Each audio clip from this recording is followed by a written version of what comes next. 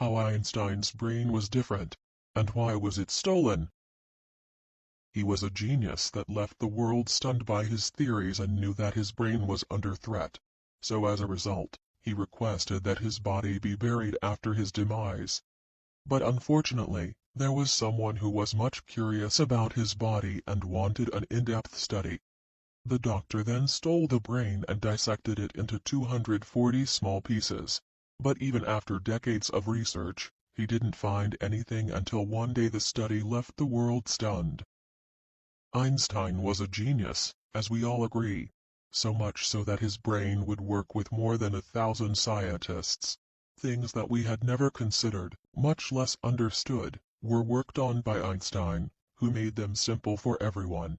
Albert Einstein was a physicist who surprised the entire world by publishing the theory of special relativity, defining E equals mc2, and creating the photoelectric laws.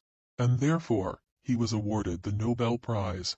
Seeing his outstanding thinking and knowledge of power, people believed that Einstein had an exceptional brain that was quite different from an ordinary human. Einstein too knew this, and therefore he didn't want his body to be researched after his demise. Instead, he had requested that his body be cremated. But the same happened which Einstein was afraid of. When Einstein passed away in Princeton Hospital on April 13, 1955, the doctor came to perform the autopsy and stole Einstein's brain secretly, because he was interested to know what was inside this genius's brain. Dr. Thomas Harvey was the physician who stole Albert Einstein's brain because he was more concerned with studying it than with the repercussions. When the Princeton Hospital came to know about this incident, they fired him. However, Dr. Harvey was able to persuade Hans Albert to grant him permission to do research on his father's brain and release the results to the public. That day marked the beginning of a long journey for that brain. Dr. Harvey was a pathologist who knew only about post-mortem, and for that reason, he thought he would be able to study this genius's brain. However, the scenario was that Dr. Harvey lost both his position as a pathologist and his work at Princeton Hospital. He took Einstein's brain to Philadelphia, Pennsylvania, where he took a lot of photos of the brain and dissected it into 240 small pieces. He kept each item in its own container and hid them all in his basement. Because of this, it resulted in arguments between him and his wife, as his wife used to threaten him that she will throw his brain outside. The arguments ultimately result in divorce, and Dr. Harvey went to Wichita, Kansas with the brain, where he started working as a medical supervisor. In his spare time, he also tried to understand Einstein's brain here. Following that, he often changed employment and relocated to other cities. Even after many years, Dr. Harvey couldn't do any solid research on Einstein's brain. Instead, his medical license was cancelled, and things got so terrible for him that he was forced to start working in a plastics plant. At the time, he made a good decision, to send different pieces of the brain to the best neurologist in the world for detailed research. And he did that. A study on Einstein's brain was released in 1985, 30 years after the brain was first stolen.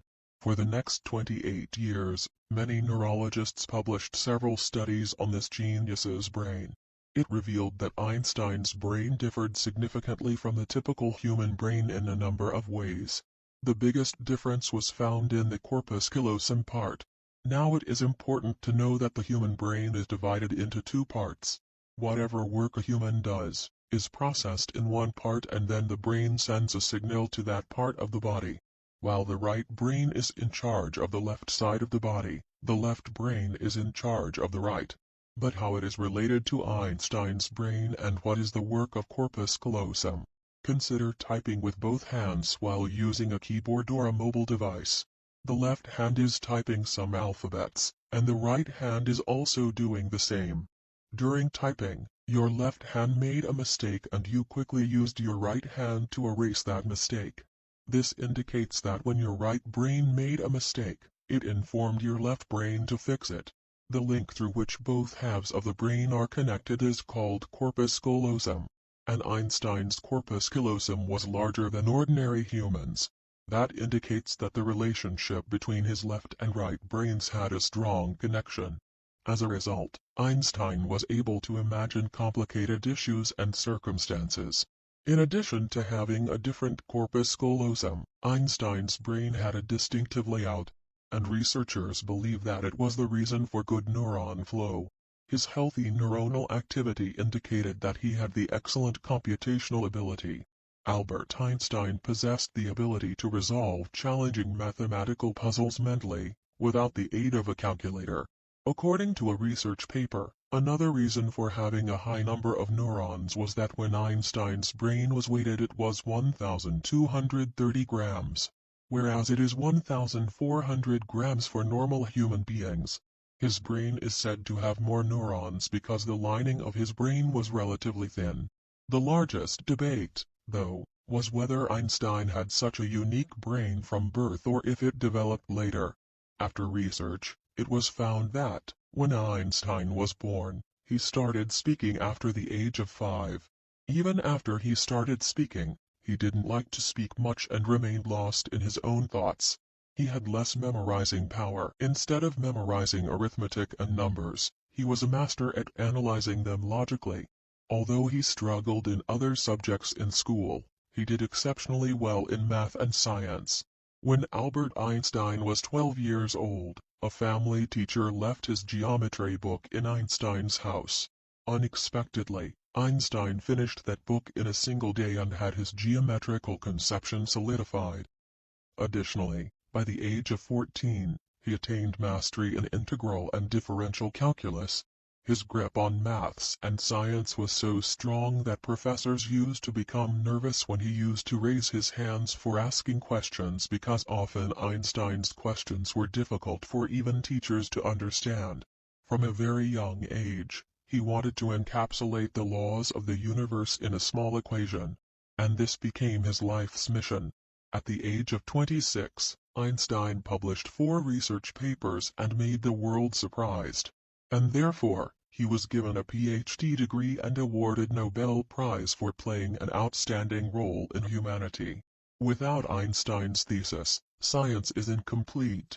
Many doctors and scientists came to the conclusion that Einstein's brain became special after his birth. The biggest reason behind it was when he couldn't find an answer to his questions he tried to find answers with the help of his brain. Doing so, from a young age, specially developed his brain. Today Einstein's brain is kept in America's Modern Museum, which are preserved with great care in microscopic slides.